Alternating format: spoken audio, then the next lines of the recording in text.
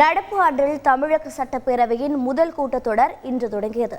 இதில் அரசின் உரையை படிக்காமல் புறக்கணித்து ஆளுநர் RN ரவி அவையில் இருந்து வெளியேறிய சம்பவம் பெரும் பரபரப்பை ஏற்படுத்தியுள்ளது.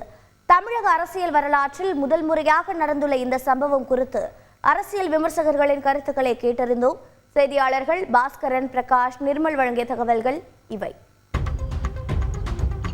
நடப்பாண்டின் முதல் சட்டப்பேரவை கூட்டத்தொடர் இன்று காலை 10 மணிக்கு தொடங்கியது. சட்டப்பேரவைக்கு வந்த ஆளுநர் RN ரவிக்கு சபாநாயகர் அப்பாவு உள்ளிட்டோர் வரவேற்பு அளித்தனர். தொடர்ந்து தமிழில் உரையை தொடங்கிய ஆளுநர் RN ரவி சட்டப்பேரவை தொடங்கும் போது தேசிய கீதம் பாடாமல் புறக்கணிக்கப்பட்டுள்ளதாக அதிருப்தி தெரிவித்ததோடு தமிழக அரசு தயாரித்துக் கொடுத்த உரையை வாசிக்க மறுத்தார். இதனால் பேரவையில் சலசலப்பு ஏற்பட்டது. இதனையடுத்து ஆளுநர் படிக்க மறுத்த உரையின் தமிழாக்கத்தை சபாநாயகர் அப்பாவு வாசித்தார். அதில் தமிழ்நாட்டில் குடியுரிமை திருத்த சட்டம் அமல்படுத்தப்படாது, மேகதாது அணைக்கு எதிர்ப்பு, சாதிவாரி கணக்கெடுப்பை நடத்த வலியுறுத்தல் உள்ளிட்ட கருத்துக்கள் இடம்பெற்றிருந்தன. மேகதாது அணை கட்டுவதை தடுக்க தேவையான அனைத்து முயற்சிகளையும் முன்னெடுப்போம். குடியுரிமை திருத்த சட்டத்தை தமிழ்நாட்டில் ஒருபோதும் முறைப்படுத்த அனுமதிப்பதில்லை என்பதில் இந்த அரசு உறுதியாக உள்ளது. சபாநாயகர் அப்பாவு தனது உரையை முடித்தவுடன் ஆளுநர் RN ரவி சட்டப்பேரவையில் இருந்து வெளியேறினார். நீங்கள் சவார்கர் வழியில் வந்தவர்களுக்கும் கோட்சே வழியில் வந்தவர்களுக்கும் சற்றும் குறைந்தவர்கள் அல்ல.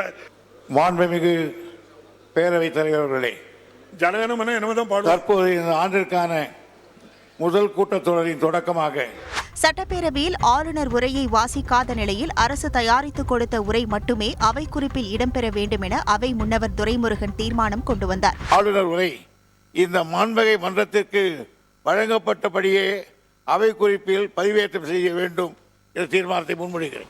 இந்த தீர்மானம் ஒருமனதாக சட்டப்பேரவையில் நிறைவேற்றப்பட்டதை அடுத்து ஆளுநர் பேசியது அவை குறிப்பில் இடம்பெறாது என சபாநாயகர் அப்பாவு அறிவித்தார். ஆளுநர் உரையின் ஆங்கிலம் மற்றும் தமிழில் அச்சிடப்பட்ட பகுதிகள் மட்டுமே அவை குறிப்பில் இடம்பெறும், வேறு எவையும் அவை குறிப்பில் இடம்பெறாது.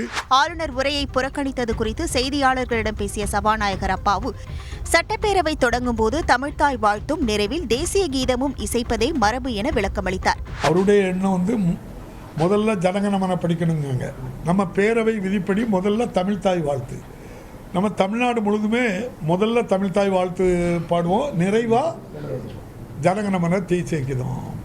ஆளுநர் உரையை புறக்கணித்தது குறித்து அரசியல் விமர்சகர்கள் கலை மற்றும் ராஜகம்பீரன் அப்பாஸிடம் பேசினோம். சபாநாயகர் கூப்பிடாமலே நடத்தியிருக்கலாம். ஆளுநரை கூப்பிடணும், பல மாநிலங்கள் கூப்பிடாமலே நடத்துறாங்க சட்டமன்றத்தோட. ஆளுநரும் என்ன செஞ்சிருக்கலாம், அந்த உரை தனக்கு ஏற்புடையது அல்ல என்று சொல்லும்போது அவர் அங்கே வந்திருக்க வேண்டியதில்லை.